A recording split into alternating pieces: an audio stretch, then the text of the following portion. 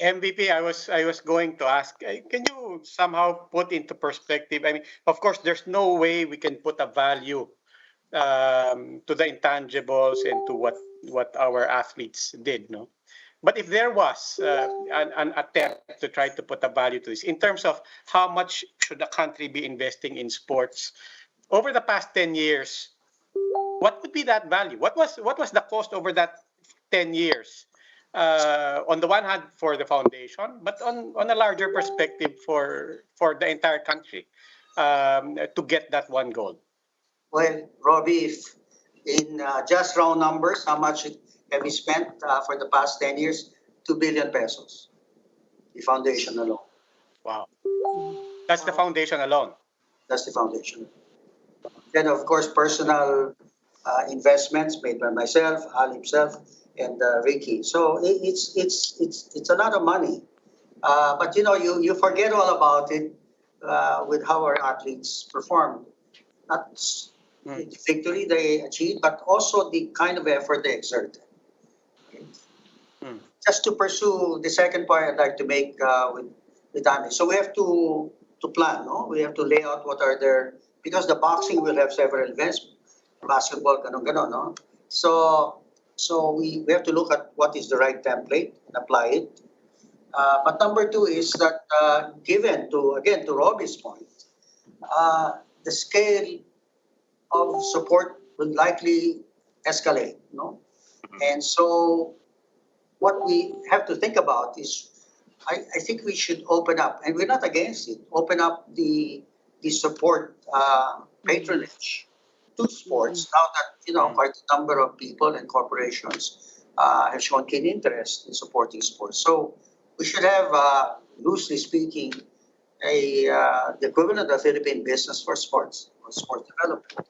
Yeah. Where you invite major companies, sponsors, sports companies that might be willing to support.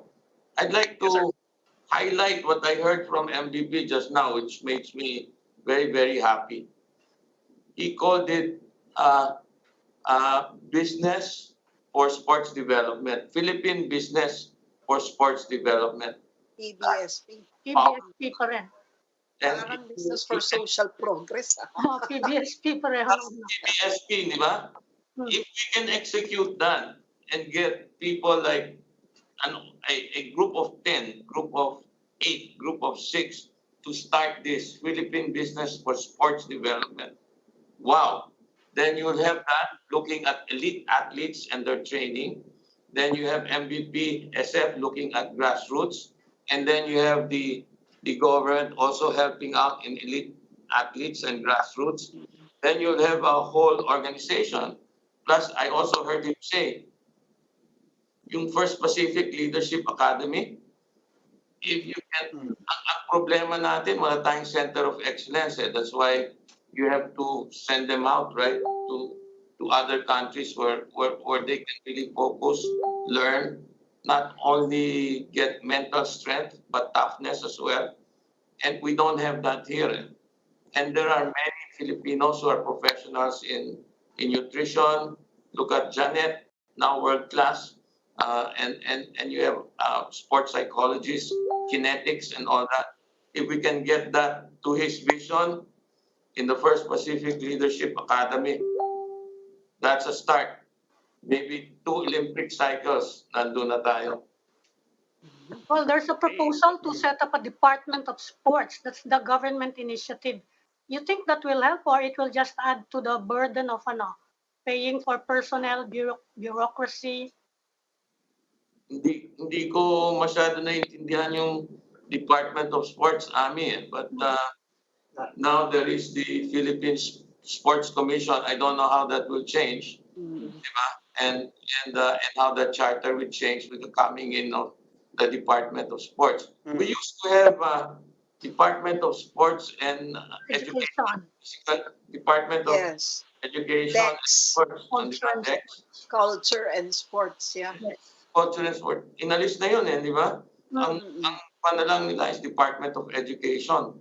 What happened to the Culture and Sports? Binitawan daw ng education kasi masyado daw broad yung sports development for them. Hindi So, nga eh, di ba? Pag nakita mo yung local private universities, part of their education system is a very strong sports program. I'm sure, without a doubt, so many kids are now so inspired to get into the sports of their choice where they feel that they stand a chance at being sports stars. No?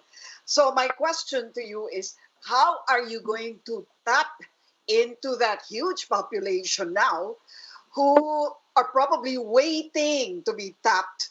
Where do they go? Paano sila magiging parte niyang MVP Sports Foundation? What would they have to do in order to be noticed by you? Because, I mean, you inspire their dreams, right? But you said it well, Lucy. The basis for recruitment probably has been stimulated by the performance of the athletes, simply because that's important. If athletes perform well, it creates a magnet for more and more of our people who are poor, because they could see when they win, they become, and apart from that, it's winning for the country. And then the other bit of it is the media. The media is very, very important here, because when you do cover live events like the Olympics, as tough as it may be to cover, but you've gotten compliments with the way TV5 and Signal have covered the Olympic events. Not only the events themselves, but the commentaries and the post game interviews and narratives you guys develop.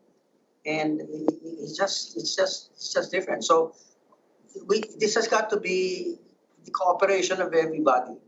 We cannot do this thing alone. So there's this 10-year-old boy, so inspired. He lives in Dumaguete. How does he get in touch with you? I mean, you're like miles away from him. He has no access. You know, how do Allow we me to get these answer that. boys into the boat? Yeah. Allow me to answer that. It's not all about MVPSF. So that's part of grassroots. And yes, we can discover him when we have a full grassroots program. And that's where we will see him together with our coaches and bring him to the national program. When you bring him to the national program, you take him away from his parents, you take him away from his poverty, you have to house him, you have to pay him, so that you have to educate him. It becomes your role to educate him. And we do not have that facility. I think MVPSF is trying to build that kind of facility. That's the reality. Pwede mo bang bibigay sa iyo ng pamilya mo 'yon eh, di ba? Bibigay kasi mahirap sila. Alam nila na anong makukuha ko in return, di ba? Mhm.